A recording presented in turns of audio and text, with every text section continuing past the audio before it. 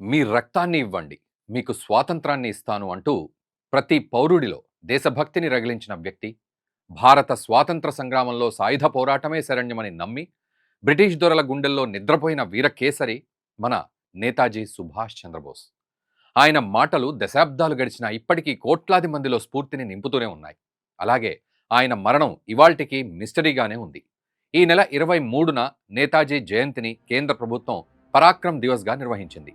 ఈ సందర్భంగా అందిస్తున్న స్పెషల్ స్టోరీని ఇప్పుడు చూద్దాం.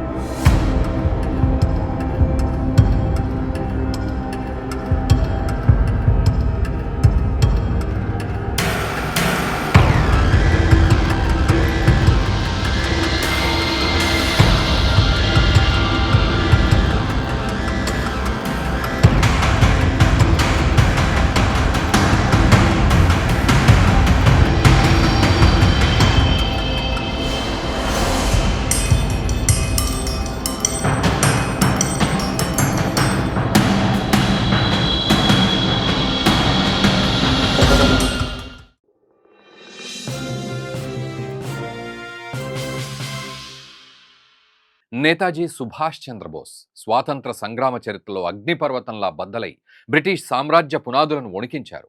ఆయన కేవలం పోరాట యోధుడు మాత్రమే కాదు, అద్భుతమైన దార్శనికుడు. ఫ్రీడమ్ అంటే అడిగితే వచ్చేది కాదని, పోరాడి సాధించుకోవాల్సిన హక్కు అని నేతాజీ బలంగా నమ్మారు. చర్చలు జరిపితే చరిత్రలో ఏనాడూ మార్పు రాలేదని, త్యాగంతోనే విజయం సాధ్యమని చాటి చెప్పారు. నిజానికి నేతాజీ ఆలోచనలు మిగతా వారి కంటే భిన్నంగా ఉండేవి. దేశానికి సంపూర్ణ స్వాతంత్రం వచ్చేంత వరకు పోరాటం కొనసాగుతూనే ఉండాలని చెప్పేవారు. భారతదేశ స్వాతంత్ర పోరాటంలో ఆజాద్ హింద్ ఫౌజ్ స్ఫూర్తిదాయకమైన అధ్యాయంగా నిలుస్తుంది. 1942లో సింగపూర్లో ఇండియన్ నేషనల్ ఆర్మీని కెప్టెన్ మోహన్ సింగ్ స్థాపించారు. కానీ తర్వాత నేతాజీ సుభాష్ చంద్రబోస్ ఈ సైన్యానికి నాయకత్వం వహించారు.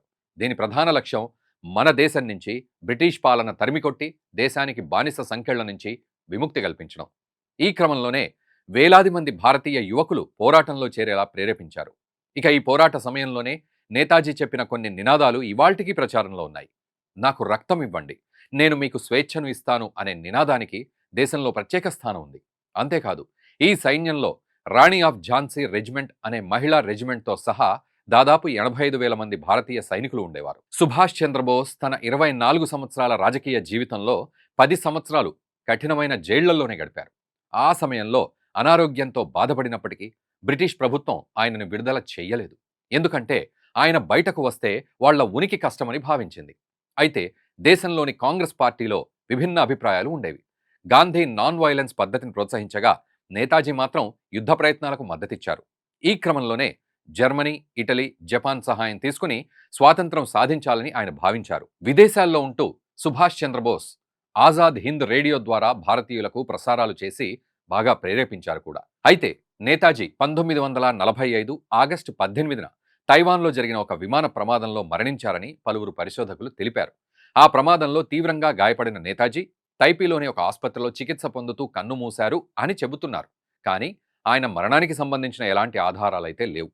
ఆ టైంలో నేతాజీ మరణాన్ని ప్రకటించిన జపాన్ ఆయన అస్థికలను టోక్యోలో ఉన్న రెంకోజీ ఆలయంలో భద్రపరిచారు.